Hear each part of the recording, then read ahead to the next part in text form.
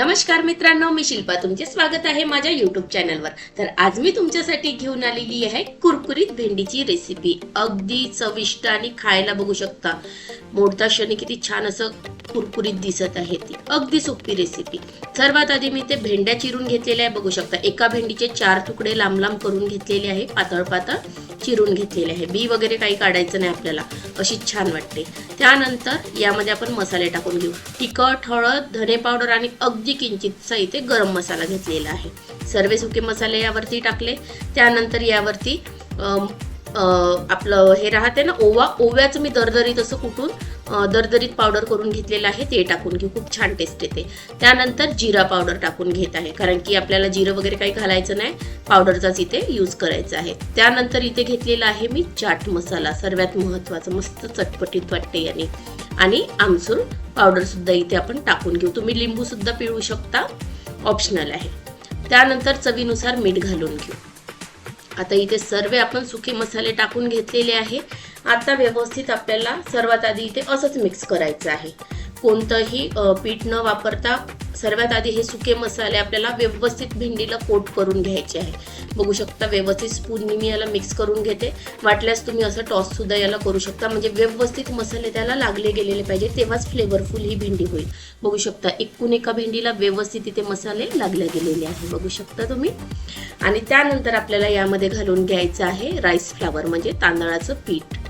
बघू शकता 1 ते 1.5 चम्मच इथे मी घालून घेणार आहे छानपैकी।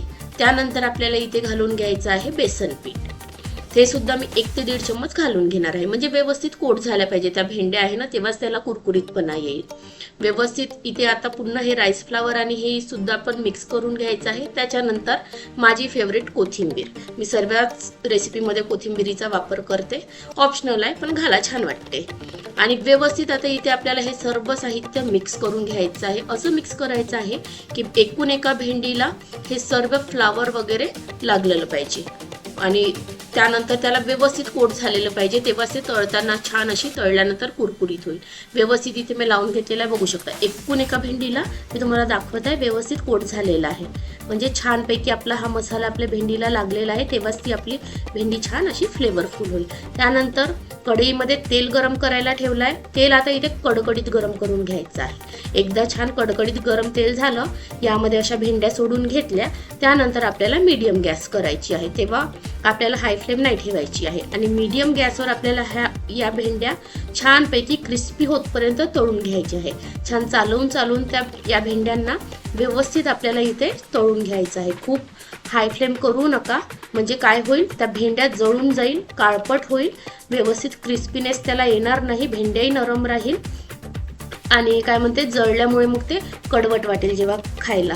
वरण भातासोबत छान डाळ तडका करा आणि गरम गरम भातासोबत या भेंड्या तुम्ही खा, एकदा इतकी छान टेस्टी वाटते ना, खूप मस्त। बघू शकता इतके व्यवस्थित परफेक्ट भेंडी आपली तळून तयार झालेली आहे, क्रिस्पी, खूप जाळायची नाही, मी आधीच सांगत आहे। छान मंद आचेवर आता ही भेंडी आपली तळून झालेली आहे। मस्तपैकी याला बाजूला काढून घेऊ। पहा, यामध्ये आपण चाट मसाला, आमचूर, लिंबू सुद्धा तुम्ही टाकू शकता, त्याचा वापर केला ना इतकी छान टेस्ट येते।